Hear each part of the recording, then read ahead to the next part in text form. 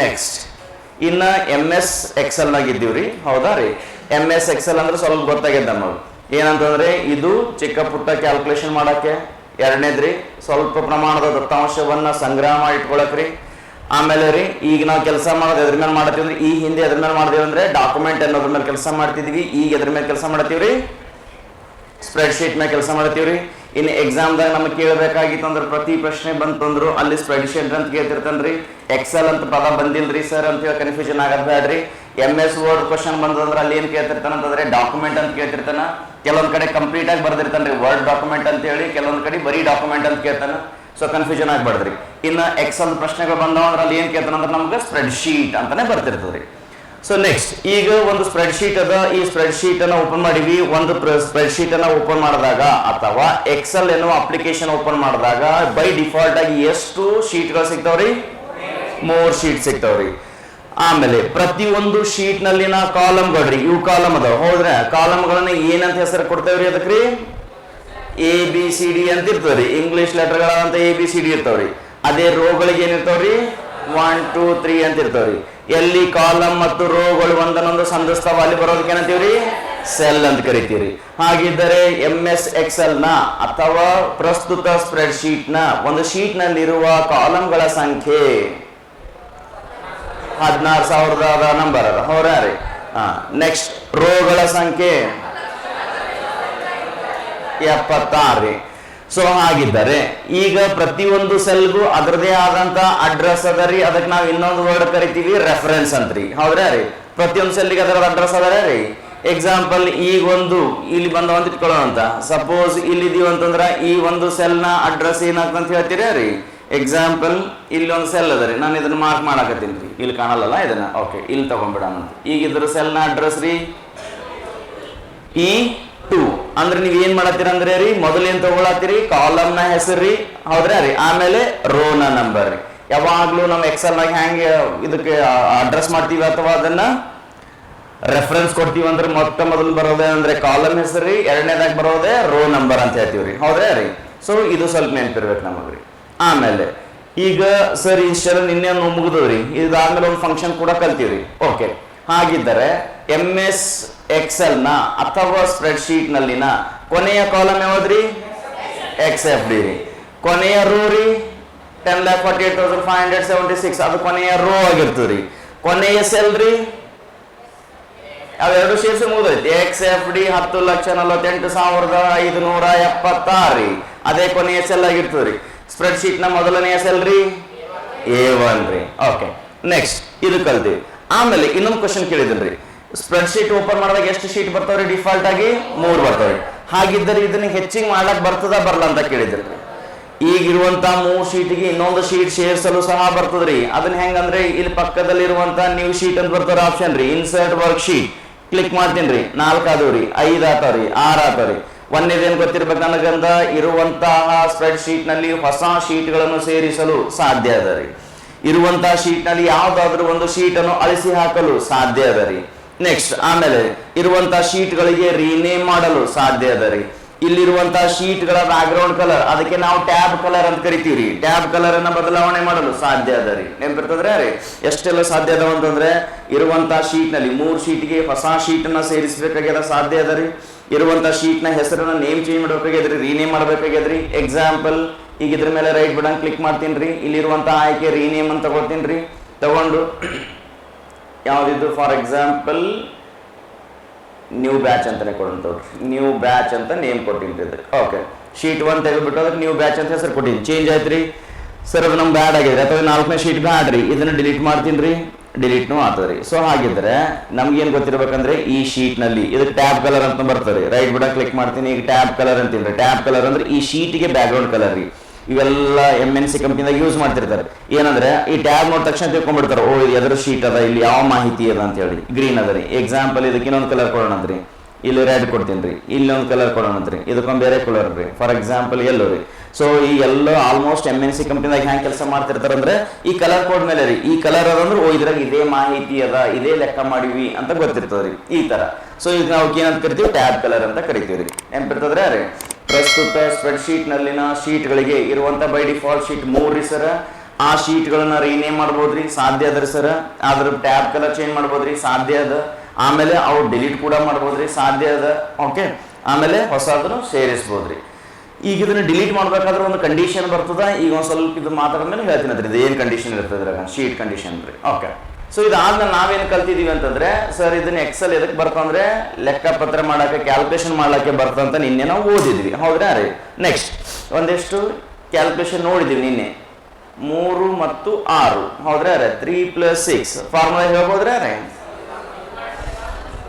Equal to ಅಂತ ಹೇಳ್ತೀರಿ, ಹೌದ್ರಾ ರೀ. ಈಕ್ವಲ್ ಟು ಪ್ರತಿಯೊಂದು ಯಾವ್ದ್ರಿ ಎಕ್ಸೆಲ್ನಾಗ ಪ್ರತಿಯೊಂದು ಫಾರ್ಮುಲಾ ಎದ್ರಲ್ಲಿ ಸ್ಟಾರ್ಟ್ ಆಗ್ತದ್ರಿ? ಈಕ್ವಲ್ ಸೈನ್ ಇಂದ್ರಿ, ಸೊ ಅದು ಗೊತ್ತಿಲ್ರಿ. ಈಕ್ವಲ್ ಟು ಆಮೇಲೆ ಸಮ್. ಇದನ್ನ ನಾವು ಕೇವಲ ಕೂಡ್ಸೋದಕ್ಕಂತ ಅಷ್ಟೇ ಅಲ್ರಿ. ಸಾರಿ, ಸ್ವಲ್ಪ ಇದು ಮಾಡ್ಬಿಡೋಣ್ರಿ, ಜೂಮ್ ಮಾಡೋಣ್ರಿ, ಸಾರಿ. ಓಕೆ ಓಕೆ, ಈಗ ಇಲ್ಲಿ ಸಮ್ ಅನ್ನೋದು ನಾವು ಸಾಮಾನ್ಯವಾಗಿ ಮ್ಯಾಥಮೆಟಿಕ್ಸ್ನಾಗ ಏನ್ ಕಲ್ತೀವಿ ಅಂದ್ರೆ ಕೂಡ್ಸೋದಕ್ಕಂತ ಕಲ್ತೀವಿ, ಹೌದ್ರಾ ರೀ. ಎಕ್ಸೆಲ್ ನ ಹಂಗಿರಂಗಿಲ್ರಿ, ಅದು ತೋರಿಸ್ತೀನಿ ಯಾವ ತರ ಬರ್ತಂತ. ಸಮ್ ಓಪನ್ ಬ್ರಾಕೆಟ್, ಈಗ ಯಾವ್ದು ಕೊಡ್ಬೇಕ್ರಿ ನಾನು? A1 ರೀ ಪ್ಲಸ್ A2 ರೀ. ಓಕೆ, ಇಷ್ಟು ಕೊಟ್ಟೆ, ಇದು ಬಂತು. ಆಮೇಲೆ ನನಗೆ ಒಂದು ನಿನ್ನೆ ಗೊತ್ತಾಗಿದೆ ಏನಂದ್ರೆ ಇಲ್ಲಿ ಕೊಡುವಂತಹ ದತ್ತಾಂಶಗಳನ್ನ ಈಗ 3 + 6 ಅಂತ ಕೊಟ್ರು ಆನ್ಸರ್ ಬರ್ತಿತ್ರಿ. ಆದ್ರೆ ನಾವ್ ಏನ್ ಮಾಡ್ಬೇಕು? 3 + 6 ಯಾವತ್ತಿಗೂ ಕೊಡಬಾರ್ದ್ರಿ. ಒಂದ್ಸಲ ಎಕ್ಸಾಮ್ದಾಗ ಕೇಳಿದೀನಿ ಏನಂತಂದ್ರೆ ಇದಕ್ಕೆ ಕೊಡುವಂತ ಅದೇನೋ ಕನ್ನಡದ ಪದ ನೆನಪಾಗದ್ರಿ, ಏನಂತಂದ್ರೆ ಇದಕ್ಕೆ ಸರಿಯಾದಂತ ಫಾರ್ಮುಲಾ ಯಾವಾಗ ಆಗ್ತದ ಅಂತ ಕೇಳಿದ್ದನು. 4 ನಾವು ನಿನ್ನೆ 4 ಮಾಡಿದೀವಲ್ರಿ, ಆ 4 ಫಾರ್ಮುಲಾ ಕೊಟ್ಟಿದ್ದಾನೆ. ಅದ್ರಾಗ ಏನಂತಂದ್ರೆ ಯಾವಾಗ್ಲೂ ಸೆಲ್ ರೆಫರೆನ್ಸ್ ಇರುವಂತಹ ಒಂದು ಆನ್ಸರ್ ಫಾರ್ಮುಲಾ ಅಥವಾ ಆ ಒಂದು ಫಂಕ್ಷನ್ ಅನ್ನೇ ನಾವು ಆಯ್ಕೆ ಮಾಡ್ಕೋಬೇಕ್ರಿ. ಎಲ್ಲಿ ಇದು ಇರ್ತದೆ ರೆಫರೆನ್ಸ್ ಇರ್ತದೆ ನೋಡ್ರಿ, ಆ ರೆಫರೆನ್ಸ್ ಇರೋದು ಮಾತ್ರ ಪರಿಪೂರ್ಣವಾಗಿ ನಮಗೆ ಆನ್ಸರ್ ಅನ್ನ ಕೊಡ್ತದೆ. ಸರ್ ಉಳಿದಿದ್ದು ಹಂಗೆ ಬರ್ತದ್ರಿ. ಇಲ್ಲಿ ಏನಾದ್ರೂ ಇರುವಂತಹ ದತ್ತಾಂಶದಲ್ಲಿ ಬದಲಾವಣೆ ಆದ್ರೆ ಇಲ್ಲಿ 3 ಹೋಗಿ 9 ಆಯ್ತ್ರಿ ಸರ್, ಅವಾಗ ಏನಾಗ್ತಂದ್ರೆ ಸೆಲ್ ರೆಫರೆನ್ಸ್ ಇದ್ದಿರುವಂತಹ ಫಾರ್ಮುಲಾ ಏನಾಗ್ತಂದ್ರೆ ವ್ಯಾಲ್ಯೂ ಚೇಂಜ್ ಆಗ್ತದ್ರಿ. ಉಳಿದಿವೆಲ್ಲ ಅಷ್ಟು ಉಳ್ಕೊಂಡ್ಬಿಟ್ಟಿರ್ತಾವ. ಹೀಗಾಗಿ ನಾವು ಸೆಲ್ ರೆಫರೆನ್ಸ್ ಮಾಡ್ಬೇಕ್ರಿ. ಈಗ ಇದು ಎಡಿಷನ್ ಗೊತ್ತಾಯ್ತ್ರಿ ಸರ್. ಸಪೋಸ್ ರೀ ನಮಗೆ ಹಿಂಗ ಅದಾವ್ರಿ 9 6 3 8 5 2 ನೆಕ್ಸ್ಟ್ ರೀ 7 ಅದಾವ ಅಂತ ಇಟ್ಕೊಡ್ರಿ. ಇಷ್ಟ ಅದಾವ್ರಿ, ಇವಿಷ್ಟು ನನಗೆ ಎಡಿಷನ್ ಮಾಡ್ಬೇಕಾಗಿದ್ರಿ, ತೊಂದರೆ ಇಲ್ಲ. ಫಾರ್ಮುಲಾ ಅಂತ ನಮಗೆ ಗೊತ್ತದ sir. Equal to sum open bracket next B1 plus B2 plus B3 B4 B5 B6 next ರೀ B7 ರೀ, ಹೌದ್ರಾ ರೀ. ಇಷ್ಟು ಕೊಟ್ಟು ಬ್ರಾಕೆಟ್ ಕ್ಲೋಸ್ ಮಾಡೋಣ್ರಿ. ಆನ್ಸರ್ ಬರ್ತದ್ರಿ ರೀ 40 ಅಂತ ಬಂತ್ರಿ. ಒಂದೇ ಸೆಕೆಂಡ್ ರೀ. ಓಕೆ ಸರ್, ಈಗ ಆನ್ಸರ್ ಬಂದದ್ರಿ ಅಂದ್ರೆ ನಾವು ಎಷ್ಟು ಸೆಲ್ನಾಗ ದತ್ತಾಂಶ ಕೊಟ್ಟು ಅಷ್ಟು ಕೊಡ್ಬೇಕೇನ್ರಿ. ಅದಕ್ಕೊಂದು ಇನ್ನೊಂದು ಯೂಸ್ಫುಲ್ ಅದ ರೀ, ಇನ್ನೊಂದು ಫಾರ್ಮುಲಾ ಬರ್ತದೆ ಹಿಂಗೆ ರೀ ಸರ್. ಇನ್ರಿ ಎಲ್ಲಿಂದ ಸ್ಟಾರ್ಟ್ ಆಗೈತೆ ನಮ್ದು? B1 ಸಾರಿ ಇದು B1 ಅದಲ್ಲ, ಅದ್ರಾಗ ಕಾಣಲಾಗೈತ್ರಿ. ಒಂದೇ ಸೆಕೆಂಡ್. ಓಕೆ, B1 ಸ್ಟಾರ್ಟ್ ಆಗೈತೆ ಸರ್. ನಮಗೆ ಕೊನೆಯದು ಯಾವ್ದು ಅದ ರೀ? B7 ಅದ ರೀ. ಹಾಗಿದ್ರೆ ನಾವು B1 plus B2 plus B3 plus ಎಲ್ಲ ಕೊಡ್ಬೇಕೇನ್ರಿ? ಇಲ್ರಿ, ಅದಕ್ಕಂತ ಇನ್ನೊಂದು ಫಾರ್ಮುಲಾ ಬರ್ತದ್ರಿ. ಏನಂದ್ರೆ equal to sum open bracket, ಹೌದ್ರಾ ರೀ. ಇಲ್ಲಿ ಏನ್ ಕೊಡ್ತಾನಂತಂದ್ರೆ ರೀ ಪ್ರಾರಂಭಿಕವಾಗಿರುವಂತಹ ಸೆಲ್ ರೀ. ಇದು ವರ್ಕ್ ಆಗಲ್ಲ ಈಗ, ಜೂಮ್ ರೀ. ಓಕೆ, ಎಲ್ಲಿಂದ ಸ್ಟಾರ್ಟ್ ಆಗ್ಯದ ನಮ್ಗ? B1 ಸ್ಟಾರ್ಟ್ ಆಗ್ಯದ. ಇಲ್ಲಿ 2 ಕಾಣತ್ತದ್ರಿ, ಬಟ್ ಒಂದು ಹೈಡ್ ಆಗ್ಯದ, ಹೌದಾ? B1 ಸ್ಟಾರ್ಟ್ ಆಗ್ಯದ. B1 ಅಂತ ಕೊಡ್ತೀನಿ ರೀ. ಇದಕ್ಕೆ ಏನಂತ ಕರಿತೀವಿ ಅಂದ್ರೆ ಬಿಗಿನಿಂಗ್ ಸೆಲ್ ಅಂತ ಕರಿತೀವಿ, ಅಂದ್ರೆ ಪ್ರಾರಂಭಿಕ ಸೆಲ್ ಅಂತ ಕರಿತೀವಿ. ಇನ್ನ ಕೊನೆಯ ಸೆಲ್ಗೆ ಏನಂತ ಕರಿತೀವಿ ಅಂದ್ರೆ ಡೆಸ್ಟಿನೇಷನ್ ಸೆಲ್ ಅಂತ ಕರಿತೀವಿ. ಅಂದ್ರೆ ಯಾವ ಸೆಲ್ ನಿಂದ ಯಾವ ಸೆಲ್ ನ ವರೆಗೆ, ಅದು ಬಿಗಿನಿಂಗ್ ಸೆಲ್ ಅಂದ್ರೆ ಇದು ಡೆಸ್ಟಿನೇಷನ್ ಸೆಲ್. ಅದು ಪ್ರಾರಂಭಿಕವಾಗಿರುವಂತ ಸೆಲ್ ರೀ, ಇದು ಅಂತ್ಯಗೊಳ್ಳುವಂತ ಸೆಲ್. ಅಂದ್ರೆ ಆ ಒಂದು ಸೆಲ್ B1 ಲಿಂದ B7 ತನ ಇರುವಂತ ಎಲ್ಲಾ ದತ್ತಾಂಶಗಳನ್ನ ನನಗೇನ್ ಮಾಡ್ಬೇಕಾಗಿದೆ? ಕೂಡಿಸ್ಬೇಕಾಗಿದೆ. ಸೊ ಹಾಗಿದ್ರೆ B1 ಪ್ರಾರಂಭ ಆಗಿ ಸರ್, ಈಗ ಎಂಡಿಂಗ್ ಎಲ್ಲದ್ರಿ B7 ಅದರಿ. ಇಲ್ಲಿ ಏನ್ ಕೊಡ್ಬೇಕಂದ್ರೆ ಎರಡರ ಮಧ್ಯೆ ಒಂದು ಕೋಲಮ್ ಅಂತ ಕೊಡ್ಬೇಕ್ರಿ, ಹೌದ್ರಾ ರೀ? ಕೋಲನ್ ಅಂತ ಕರಿತೀರಿ ನೋಡಿ, ಕೇಳಿರ ರೀ? ಈಗ ಇದನ್ನ ಮೇಲೆ ಒಂದು ಕೊಟ್ಟು ಕೆಳಗಡೆ ಸೆಮಿ, ಈ ತರ ನಾವು ಕಾಮ ಬರ್ದೇವ್ ಅಂದ್ರೆ ಅದಕ್ಕೆ ಸೆಮಿ ಕೋಲನ್ ಅಂತೀವಿ. ಸೆಮಿ ಅಂದ್ರೆ ರೀ ಹಾಫ್ ರೀ, ಸೆಮಿ ಕೋಲನ್ ರೀ. ಈಗ ಇದು ಕೊಟ್ಟಿವಿ ಅಂದ್ರೆ ಕೋಲನ್ ರೀ. ನಾವು ಅದು ಸಣ್ಣದ್ರಿಂದ ವಾಚ್ ಹಾಕೋತಿದ್ವಿ ನೋಡ್ರಿ, ಬ್ಲಿಂಕ್ ಆಗೋತೀವಿ ನೋಡ್ರಿ, ನೋಡಿರಲ್ರಿ? ಆ ತರ ಬರುತ್ತೆ ನೋಡ್ರಿ, ಅದಕ್ಕೆ ಕೋಲನ್ ಅಂತ ಕರಿತೀವ್ರಿ. B1 ಪ್ರಾರಂಭಿಕ ಸೆಲ್ ರೀ. ಈಗ B7 ಏನಾಗ್ತಂದ್ರೆ ಎಂಡಿಂಗ್ ಸೆಲ್ ಅಥವಾ ಡೆಸ್ಟಿನೇಷನ್ ಸೆಲ್.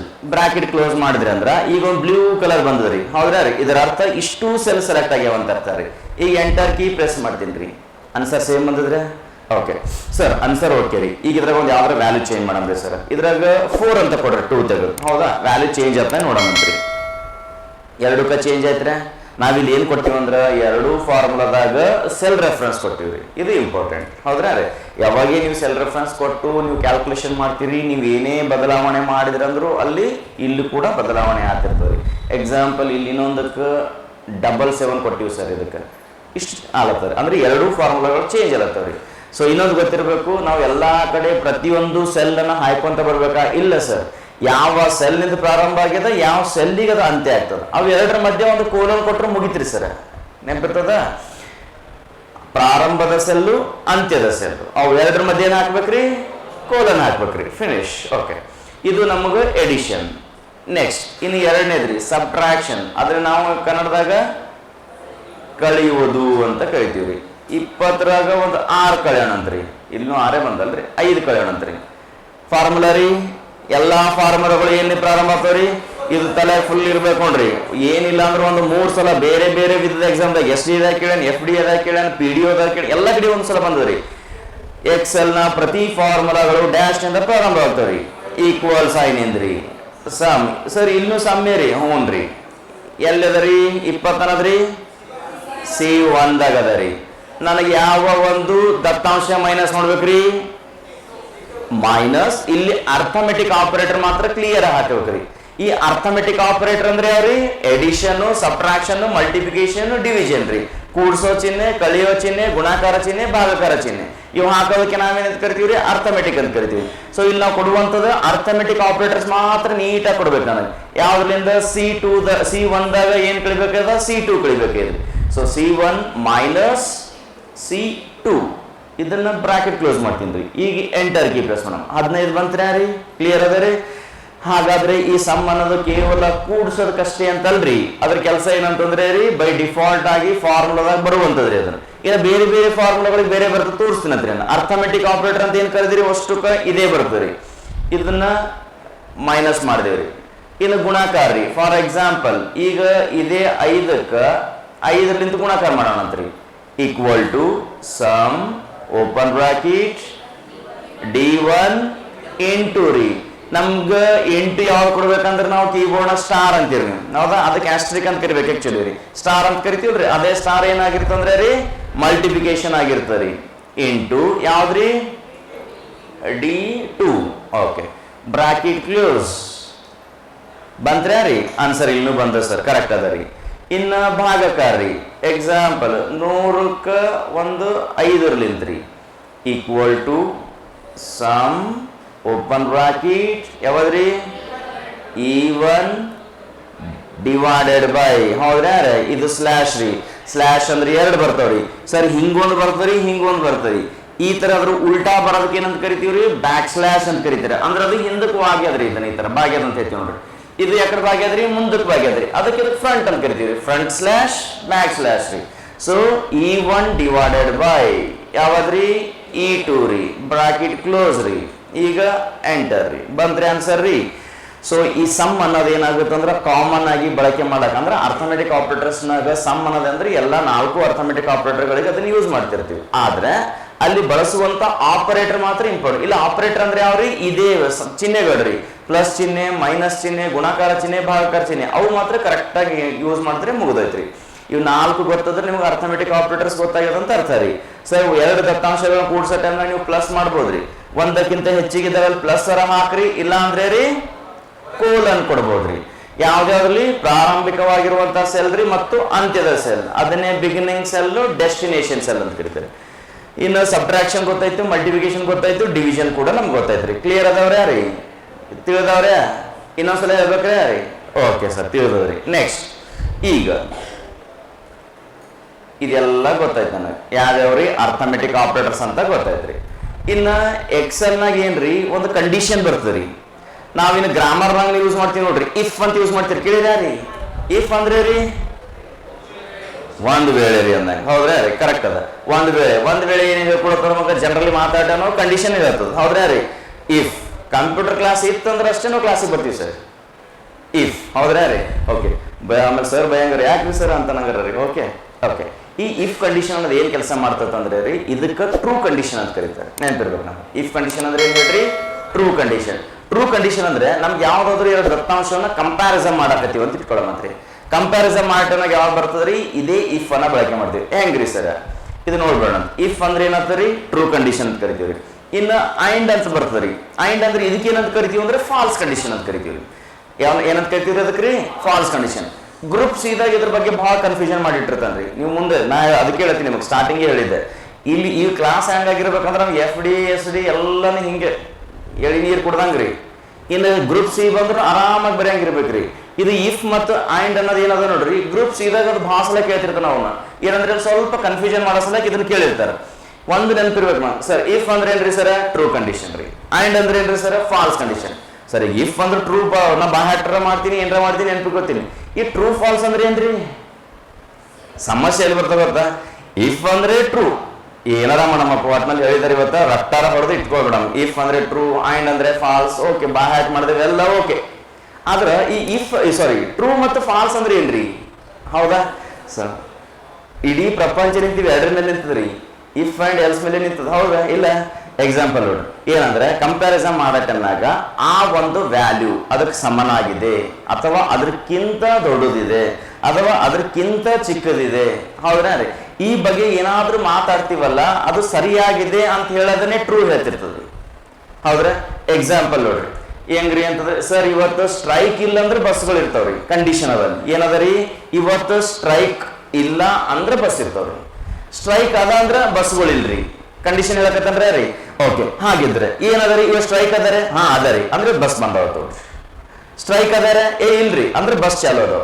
ನಾವ್ ಇದನ್ನೇನ್ ಹೇಳಕತ್ತೀವಿ ನೋಡ್ರಿ, ಅದನ್ನೇ ಟ್ರೂ. ಎಕ್ಸಾಂಪಲ್, ಬಸ್ ಬಂದ್ ಅದಾವ, ಟ್ರೂ ಏನಾಗ್ತದ್ರಿ? ಸಾರಿ, ಸ್ಟ್ರೈಕ್ ಅದ, ಏನಾಗ್ತಾವ್ರಿ? ಬಸ್ ಬಂದವ್ರಿ ಸರ್, ಇದು ಟ್ರೂ ಕಂಡೀಷನ್ ರೀ. ಸ್ಟ್ರೈಕ್ ಇಲ್ಲ, ಬಸ್ಗಳು ಏನಾಗ್ತಾವ್ರಿ? ಚಾಲು ಆಗ್ತಾವ್ರಿ, ಅದು ಫಾಲ್ಸ್ ಕಂಡೀಷನ್. ಎಕ್ಸಾಂಪಲ್ ಮಾಡ್ಬೇಡ ಅಂತಾರೆ. ಇಲ್ಲಿ ಯಾರ್ಯಾರ ಕಡೆ DL ಅದ ರೀ? DL ಡ್ರೈವಿಂಗ್ ಲೈಸೆನ್ಸ್ ಎಲ್ಲ ಕಡೆ ಅದಾವ್ರೆ? ಓಕೆ, ಚಲೋ. ನೆಕ್ಸ್ಟ್, ಈಗ ಒಬ್ರು ಯಾರು ABC ಅವ್ರದ್ದು ಏಜ್ ಇಲ್ಲಿ ಹಾಕ್ಬಿಡೋಣ ಅಂತ್ರಿ, ಹೌದ್ರಾ ರೀ? ಇಲ್ಲಿ ಏನಂತ ಕೊಡೋಣ ಅಂತ, DLಗೆ ಅಂದ್ರೆ ಡ್ರೈವಿಂಗ್ ಲೈಸೆನ್ಸ್ಗೆ ಎಲಿಜಿಬಲ್ ಇದಾರೋ ಇಲ್ಲೋ ಅಂತ ನಮ್ಗೆ ಕೊಡ್ಬೇಕಂತ ನಾವು. DL ಎಲಿಜಿಬಿಲಿಟಿ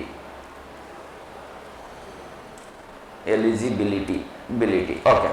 ನೆಕ್ಸ್ಟ್, ಈಗ ಏಜ್ ರೀ, ಮಿನಿಮಮ್ ಎಷ್ಟು ಬೇಕ್ರಿ? ಒಂದ್ರೆ DL ತಗೋಬೇಕಾದ್ರೆ ಮಿನಿಮಮ್ ಎಷ್ಟು ಬೇಕು? 18 years ಬೇಕ್ರಿ, ಹೌದ್ರಾ? ಇಲ್ಲಿ ಒಂದು ಯಾವ್ದೋ ಹುಡುಗ, ಒಂದು 17 ವಯಸ್ಸಿನ ಹುಡುಗ ಹೋಗ್ಯಾನ್ರಿ, DL ತಗೋಬೇಕಂತ ಹೋಗ್ಯಾನ್ರಿ, ಹೌದ್ರಾ? ಸೊ ನನಗೇನ್ ಮಾಡ್ಬೇಕಾಗಿದ್ರಿ? ಇವನು ಎಲಿಜಿಬಲ್ ಆತನ ಆಗಲ್ಲ ಅನ್ನೋದನ್ನ ತೋರಿಸ್ಬೇಕಾಗಿದ್ರಿ. ಅವಾಗ ಈಕ್ವಲ್ ಟು, ಹೌದ್ರಾ? ಎಲ್ಲಾ ಫಾರ್ಮುಲಾಗಳ್ರಿ, ಅದು ಯಾವ್ದಾರ ಕ್ಯಾಲ್ಕುಲೇಷನ್ ಮಾಡ್ರಿ ಸರ್ ನೀವು. ಹಾ, ಅರ್ಥಮೆಟಿಕ್ ಅರ ಮಾಡ್ರಿ, ಇವಕ್ಕೆಲ್ಲ ಕಂಡೀಷನ್ ಅಂತ ಕರಿತೀವ್ರಿ ಆಕ್ಚುಲಿ, ಹೌದಾ? ಕಂಡೀಷನ್ ಅರ ಮಾಡ್ರಿ, ಓಕೆ, ಅಥವಾ ಲಾಜಿಕ್ ಮಾಡ್ರಿ, ಏನಾರ ಮಾಡ್ರಿ. ನಾವು ಸ್ಟಾರ್ಟ್ ಮಾಡೋದು ಮಾತ್ರ ಈಕ್ವಲ್ ಸೈನ್ ಅಂದ್ರಿ. ಈಕ್ವಲ್ ಟು ಇಫ್ ಕಂಡೀಷನ್ ಹಾಕ್ಲತ್ತೀನಿ, ಓಪನಿಂಗ್ ಬ್ರಾಕೆಟ್ ಐಂಡ್, ಹೌದ್ರಾ ರೀ? ಓಪನಿಂಗ್ ಬ್ರಾಕೆಟ್ ಯಾವ ಸೆಲ್ ರೀ? ಈ ಸೆಲ್, ಹೌದಾ? ಅದೇ ಯಾವುದು? B3 ಸೆಲ್ ರೀ. B3 ಸೆಲ್ನಾಗ ಒಂದು ಕಂಡೀಷನ್ ಕೊಡ್ತೀನಿ ನಾನು, ಏನಂತ? ದೊಡ್ಡದಾಗಿದೆ ಅಥವಾ ಸಮನಾಗಿದೆ. ಏನಿರ್ಬೇಕ್ರಿ ಸರ್? 17 ವಯಸ್ಸು ಬಂದವ್ರಿ, ಅವ್ ಇಲ್ರಿ ಸರ್, ನಮ್ಮಲ್ಲಿ ಏನದ ಮಿನಿಮಮ್ 18 ಇರ್ಬೇಕ್ರಿ. ಈಕ್ವಲ್ ಟು ಎಷ್ಟ್ರಿ? 18 ಇರ್ಬೇಕ್ರಿ ಸರ್. ಮತ್ತೆ 19ನೇ ವಯಸ್ಸಿಗೆ ಹೋದ್ರು ಕೊಡಲ್ಲೇನ್ರಿ? ಇಲ್ರಿ, 18ಕ್ಕಿಂತ ಹೆಚ್ಚಿಗಿದ್ರು ಕೊಡ್ತಾರ್ರಿ, ಅದನ್ನೇ ಗ್ರೇಟರ್ ದೆನ್ ಸೈನ್ ರೀ. ತಿಳಿಯತ್ತದನ್ನ ಹೇಳದ್ರಿ. ಆ ವ್ಯಕ್ತಿಯ ವಯಸ್ಸು ಎಷ್ಟು ಇರ್ಬೇಕಂತಂದ್ರ ಈ ಕೊಡ್ತೀನಿ ರೀ, 18 ಅಂತ ಕೊಡ್ತೀನಿ. ಕ್ಲಿಯರ್ ಮಾಡ್ಬಿಡ. ಓಕೆ, ಈ ಕಂಡೀಷನ್ ಏನ್ ಹೇಳತ್ತ ಹೇಳ್ರಿ ನಮಗ? ಈ B3 ಅನ್ನೋದು ಅಂದ್ರೆ ಇಲ್ಲಿ ಏಜ್ನಾಗ ಬರುವಂತ ದತ್ತಾಂಶವು 18ಕ್ಕೆ ಸಮ ಇರ್ಬೇಕು, ಒಂದನೇ ಕಂಡೀಷನ್, ಅಥವಾ 18ಕ್ಕಿಂತ ಹೆಚ್ಚಿಗಿರ್ಬೇಕು, ಗಿಂತ, ಹೌದ್ರಾ ರೀ? ಸೊ ಇಲ್ಲಿ ಬರುವಂತಹ ದತ್ತಾಂಶವು 18ಕ್ಕೆ ಸಮನಾಗಿರ್ಬೇಕು ಅಥವಾ 18ಕ್ಕಿಂತ ದೊಡ್ಡದಿರ್ಬೇಕು. ಅವಾಗ ಏನಾಗ್ತಾನಂದ್ರ ಆ ವ್ಯಕ್ತಿ ಏನಾಗ್ತಾನಂತಂದ್ರ DL ಪಡಿಯಕ್ಕೆ ಎಲಿಜಿಬಲ್ ಇದ್ದಾನ್ರಿ. ಎಲಿಜಿಬಲ್, ಹೌದ್ರಾ ರೀ? ನೆಕ್ಸ್ಟ್ ರೀ ಸರ್, ಸಪೋಸ್ ರೀ ಈಗ 18 ಇಲ್ರಿ, ಅದಕ್ಕಿಂತ ದೊಡ್ಡವನು ಇಲ್ರಿ ಸರ್, ಅವ ಅದಕ್ಕಿಂತ ಸಣ್ಣವ ಅದನ್ರಿ, ಅವಾಗ್ರಿ ಕಂಡೀಷನ್ ರೀ ಏನಾಗ್ತದ್ರಿ? ಈಗ ನಾಟ್ ಎಲಿಜಿಬಲ್ ರೀ. ಹಂಗಂದ್ರೆ ನಾವು DL ಕೊಡಲ್ರಿ, ಎಲಿಜಿಬಲ್. ಸ್ಪೆಲ್ಲಿಂಗ್ ಕರೆಕ್ಟ್ ಆದ್ರೆ ಯಾರೇ? ಓಕೆ, ನನಗೂ ಇಂಗ್ಲೀಷ್ ಬರ್ತಾನಂಗೆ ಆಯ್ತು ನೋಡ್ರಿ. ಓಕೆ, ಸೊ ಇದು ಕಂಡೀಷನ್ ಕೊಟ್ಟೇವ್ರಿ. ಕ್ಲಿಯರ್ ಆಗ್ತದ್ರೆ? ಈಗ ಇವು ಎರಡರ ಮಧ್ಯೆ ಎಲಿಜಿಬಲ್ ಅಂತ ಏನ್ ಹೇಳ್ತದೆ ನಮಗಂದ್ರೆ ಟ್ರೂ ರೀ. ಸತ್ಯ ಅದ. ಏನದ ರೀ, ಇಷ್ಟು ಬಿದ್ದವ್ರೆ ಅಂದ್ರೆ ತಗೊಳ್ರಿ, ಇಷ್ಟು ಏಜ್ ಆಗ್ಯವ್ರೆ ತಗೊಳ್ರಿ. ಇಲ್ಲ ಸರ್ ಅಷ್ಟಾಗಿಲ್ರಿ, ಎಲ್ಸ್ ಚೆನ್ನಾಗಿ ಇದು ಮ್ಯಾಚ್ ಆಗ್ಲಿಲ್ಲ ಸರ್, ಇದು ಕರೆಕ್ಟ್ ಆಗಿಲ್ರಿ, ಅವಾಗ ಏನತ್ತನ್ರಿ ಅದು ನಾಟ್ ಎಲಿಜಿಬಲ್ ರೀ. ಎಕ್ಸಾಮ್ದಾಗ ಕೇಳ್ತಾರ ನೋಡ್ರಿ, ಪಾಸ್ ಆಗಿದೆ ಓಕೆ, ಪಾಸ್ ಆಗಿಲ್ಲ ಅಂದ್ರೆ ಸೆಕೆಂಡ್ ಆಪ್ಷನ್ ಇಲ್ಲ, ಫೇಲ್ ಆಗಿರ್ತೀವಿ, ಹೌದ್ರಾ ರೀ. Okay, so enter key press ಮಾಡ್ತೀನಿ ರೀ. ಈಗ ನಾಟ್ ಎಲಿಜಿಬಲ್ ಯಾಕಂದ್ರೆ ಸರ್ ಅವ್ನ ಏಜ್ ಎಷ್ಟು ಅದ ರೀ, 17 ಅದ ರೀ. ಸರ್ ಇನ್ನೊಬ್ಬ ಬಂದನ್ರಿ, ಅವ ಎಕ್ಸಾಕ್ಟ್ಲಿ 18 ಅದ ಅಂತನ್ರಿ, ಹೌದ್ರಾ ರೀ. ಅಲ್ಲಿ ನಾನು ಇದನ್ನ ಪದೇ ಟೈಪ್ ಮಾಡಲ್ರಿ, ಸುಮ್ಮನೆ ಹೇಳ್ಬಿಟ್ಟಿರ್ತೀನಿ, ಅವ ಎಲಿಜಿಬಲ್ ಅದನ್ರಿ. ಸರ್ ಇನ್ನೊಬ್ಬ ಬಂದನ್ರಿ, ಅವ ಒಂದು 40 ವಯಸ್ಸದಾಗ ಈಗ ಡಿ ಎಲ್ ತಗೋಬೇಕಂತ ಬಂದನ್ರಿ, ಅವ ರೀ ಎಲಿಜಿಬಲ್ ರೀ. ಕ್ಲಿಯರ್ ಅಂತಾನೆ ಹೇಳಿದ್ರಿ ರೀ. ಸೊ ಈ ತರ ಕಂಡೀಷನ್ಸ್ಗಳು ನಾವು ಏನಾದ್ರೂ ಹಾಕೋಬೇಕಾಗಿತ್ತು ಅಂತಂದ್ರೆ ಅದಕ್ಕೆ ಬಳಕೆ ಮಾಡುವಂತಹ ಕಂಡೀಷನ್ ಇಫ್ ಅಂತ ಕರಿತೀವಿ ರೀ. ಸೊ ಇಫ್ ಕಂಡೀಷನ್ ಏನನ್ನ ಹೇಳ್ಕೊಡ್ತು ಅಂದ್ರೆ ಇದಕ್ಕೆ ಟ್ರೂ ಕಂಡೀಷನ್ ಅನ್ಬೇಕ್ರಿ. ಸತ್ಯ ಅದ ರೀ, ಏನದ ರೀ ಸರ್, ಇಷ್ಟು ಬಿದ್ದವ್ರಿ ಅಂದ್ರೆ ಅವ ಎಲಿಜಿಬಲ್ ರೀ, ಅದೇ ಇಫ್ ಕಂಡೀಷನ್ ರೀ. ಇಷ್ಟ ಆಗಿಲ್ರಿ ಸರ್ ಅಂದ್ರೆ ಐಂಡ್ ಹೇಳ್ತಾರಿ, ಫಾಲ್ಸ್ ರೀ, ಇದು ಮ್ಯಾಚ್ ಆಗಿಲ್ರಿ ಸರ್ ಅವನಿಗೆ. ಯಾವ್ದು ಹೇಳ್ರಿ, ಇಫ್ ಕಂಡೀಷನ್. ಅವ 18 ವಯಸ್ಸು ಬಿದ್ದವ್ರಿ, ಇಫ್ ಕಂಡೀಷನ್ ತಗೊಳ್ರಿ, ಎಲಿಜಿಬಲ್ ಇದ್ದೀರಿ. ಬಿದ್ದಿಲ್ರಿ ಸರ್ 17 ಇಯರ್ಸ್ ಅದನ್ರಿ ಅಥವಾ ಕಡಿಮೆ ಇದನ್ರಿ, ಅವ ನಾಟ್ ಎಲಿಜಿಬಲ್, ಅದಕ್ಕೆ ಐಂಡ್ ಅಂತ ಕರಿತೀವಿ, ಅದೇ ಫಾಲ್ಸ್ ಕಂಡೀಷನ್ ರೀ. ತಿಳಿದ್ರೆ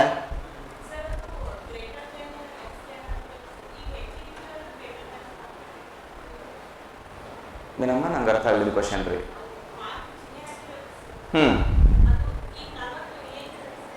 ಹಾಂ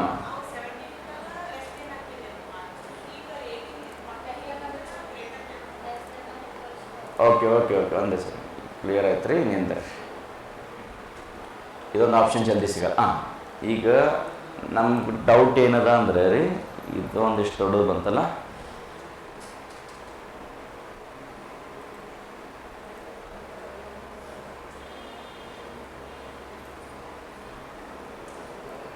ಓಕೆ. ಈಗ ಸಮಸ್ಯೆ ಎಲ್ಲಿ ಉಂಟದ ನಮ್ಗಂದ್ರೆ ರೀ, ಇಫ್ನಾಗ್ರೆ ರೀ,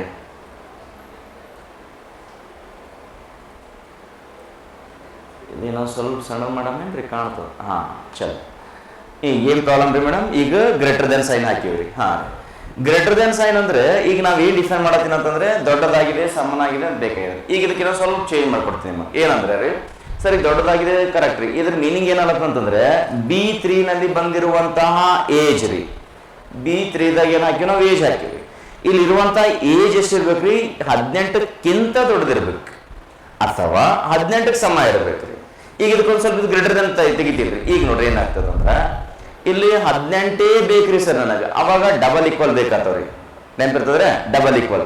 ಇವಕ್ಕೆ ಇನ್ನೊಂದು ಏನು ಕರಿತೀವಿ ಅಂದ್ರೆ ಗೇಟ್ ಅಂತ ಕರಿತಾರ್ರಿ, and gate, or gate, not gate ಅಂತ ಹೇಳ್ತೀವಿ. ಆಮೇಲೆ ಈಕ್ವಲ್ ಟು, ಹೌದ್ರಾ ರೀ. ಈಗ ಏನಂತಂದ್ರೆ ಈಕ್ವಲ್ ಅಂದಾಗ 2 ಈಕ್ವಲ್ ಸೈನ್ ಕೊಡ್ಬೇಕಾಗ್ತದ್ರಿ. ಈಗ ನೋಡೋಣ ಅಂತದ್ರಿ. ಈಗ ನಾನು ಏನು ಹೇಳ್ತೀನಿ ಇದಕ್ಕಂದ್ರ B3ದಾಗಿರುವಂತಹ ವ್ಯಾಲ್ಯೂ ಬರೀ 18 ಆದ್ರೆ ಅಷ್ಟೇ ಅವ ಎಲಿಜಿಬಲ್ ರೀ ಸರ್. 18ಕ್ಕಿಂತ ಹೆಚ್ಚಿಗಿದ್ರು ನಾಟ್ ಎಲಿಜಿಬಲ್ ರೀ, 18ಕ್ಕಿಂತ ಕಡಿಮೆ ಇದ್ರು ನಾಟ್ ಎಲಿಜಿಬಲ್ ರೀ. ಈಗ ಎಕ್ಸಾಂಪಲ್ ಇದನ್ನ ಯಾವ ತರ ಚೇಂಜ್ ಆಗ್ತದೆ, ಎಂಟರ್ ಕೀ ಪ್ರೆಸ್ ಮಾಡ್ತೀನಿ ರೀ. ಸಾರಿ,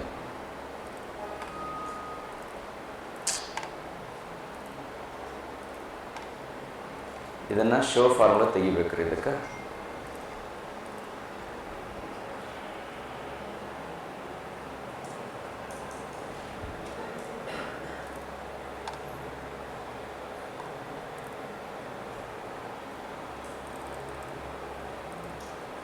ಓಕೆ, ಈಗ ಇಲ್ಲಿ ಏನು ಹಾಕಿನಿ ರೀ ಮೇಡಮ್ ಅವ್ರೆ, ನಾನು ರೀ ಈಕ್ವಲ್ ಅಂತ ಕೊಡ್ತೀನಿ ರೀ, ಎಂಟ್ರಿ ಮಾಡಿ. ಏನು ಹೇಳ್ತಾನೆ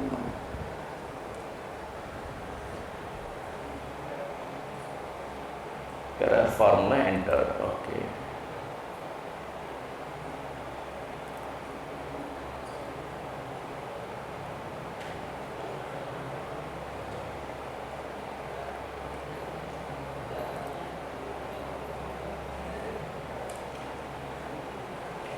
ಓಕೆ ಒಂದೇ ಸೆಕೆಂಡ್ ರೀ. ಇದಕ್ಕೆ ಗ್ರೇಟರ್ ದೆನ್ ತೆಗೆದು ಲೆಸ್ಸರ್ ದೆನ್ ಕೊಡೋಣ ಅಂತ ರೀ. ಓಕೆ, ಸೊ ಇದೊಂದು ಸ್ವಲ್ಪ ಚೇಂಜ್ ಮಾಡಿ ನೋಡ್ರಿ, ಇಲ್ಲೇ ತಗೋತಾನ ತಗೊಳತಾನ. Okay, next. ಈಗ ಆದರೂ ರಾಂಗ್ ಆಗ್ತದೆ ಇದು.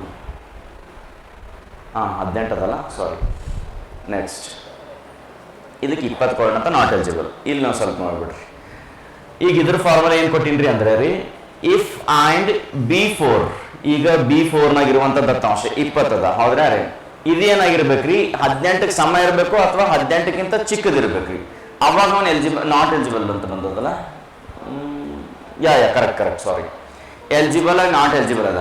ಇಷ್ಟು ಇದ್ದಾಗ್ರಿ B4 ನಲ್ಲಿರುವಂತಹ ದತ್ತಾಂಶವು 18ಕ್ಕೆ ಸಮ ಇರಬೇಕು ಅಥವಾ 18ಕ್ಕಿಂತ ಕಡಿಮೆ ಇರ್ಬೇಕ್ರಿ. ಅವಾಗ ಏನಾಗ್ತಾನ್ರಿ ಅವ ಎಲಿಜಿಬಲ್ ಆಗ್ತಾನ್ರಿ. ಸರ್ ಇಷ್ಟು ಬಂದಿಲ್ಲ ಅಂದ್ರೆ ಏನಾಗ್ತದೆ ನಾಟ್ ಎಲಿಜಿಬಲ್. ಈಗ ಸದ್ಯಕ್ಕೆ ನಮ್ಗೆ ನಾಟ್ ಎಲಿಜಿಬಲ್ ಅಂತಾನೆ ತೋರಿಸುತ್ತೆ ರೀ. ಸಪೋಸ್ ಇವಂದು ಏನಾದರೂ ಏಜ್ ರೀ, ಇಲ್ಲಿ ನಾವು 16 ಅಥವಾ ಅವನು ಎಷ್ಟು 1 ವರ್ಷ ಅದನ್ರಿ, ಅವಾಗ ಏನಾಗ್ತದೆ ಎಲಿಜಿಬಲ್ ಅಂತ ಹೇಳ್ತದೆ. ಯಾಕಂದ್ರೆ ಇಲ್ಲಿ ಕಂಡೀಷನ್ ಕೊಟ್ಟಿವಿ ನಾವು ಅಂದ್ರೆ ಇದ್ರ ಕಂಡೀಷನ್ನು ಚಿಕ್ಕದಾಗಿದೆ ಅಂತ ಕೊಟ್ಟಿವ್ರಿ. 18ಕ್ಕೆ ಕಡಿಮೆ ಇರಬೇಕು ಅಥವಾ 18ಕ್ಕೆ ಸಮ ಇರ್ಬೇಕ್ರಿ. ಅವಾಗ ಏನಾಗ್ತಾನ್ರಿ ಅವ ಎಲಿಜಿಬಲ್ ಆಗ್ತಾನ್ರಿ ಸರ್. ಸರ್ ಈ ಕೆಲವೊಂದು ಕಡೆ ಕಾಂಪಿಟೇಷನ್ ಕರೆದಿರ್ತಾರೆ ಆ ಸ್ಪೋರ್ಟ್ಸ್ನಾಗಲ್ಲ, ಏನಂದ್ರೆ ಮಕ್ಕಳು ಎಷ್ಟು ಇರ್ಬೇಕ್ರಿ, ಮ್ಯಾಕ್ಸಿಮಮ್ 14 ವರ್ಷ ರೀ. 14 ವರ್ಷ ಮೀರಿತ ತಗೊಳಂಗಿಲ್ರಿ, ಅಂಡರ್ 14 ಅಂತ ಕಂಡಕ್ಟ್ ಮಾಡ್ತಿರ್ತಾರೆ ಸ್ಪೋರ್ಟ್ಸ್ನಾಗ್ರಿ. ಅಲ್ಲಿ ಅಂತದಾಗ ಏನಾಗ್ತಂದ್ರೆ 14ಕ್ಕೆ ಸಮ ಇರ್ಬೇಕ್ರಿ ಅಥವಾ 14ಕ್ಕಿಂತ ಕಡಿಮೆ ಇರ್ಬೇಕ್ರಿ.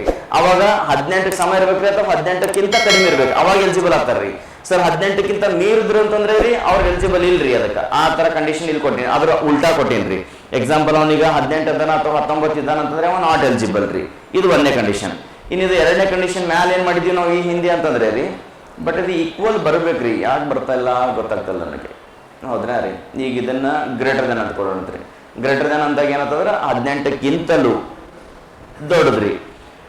Greater than or equal to 18ಕ್ಕಿಂತ ದೊಡ್ಡದಾಗಿರ್ಬೇಕು ಅಥವಾ 18ಕ್ಕೆ ಸಮ ಆಗಿರ್ಬೇಕು, ಅವಾಗ ಎಲಿಜಿಬಲ್ ರೀ. ಇಲ್ಲಿ ಕೆಳಗಿನ ಕಂಡೀಷನ್ ಚೇಂಜ್ ಅದ ರೀ.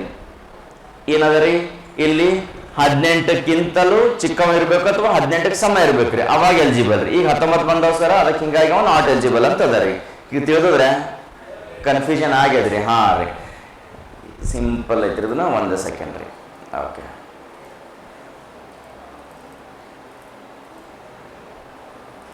ಓಕೆ.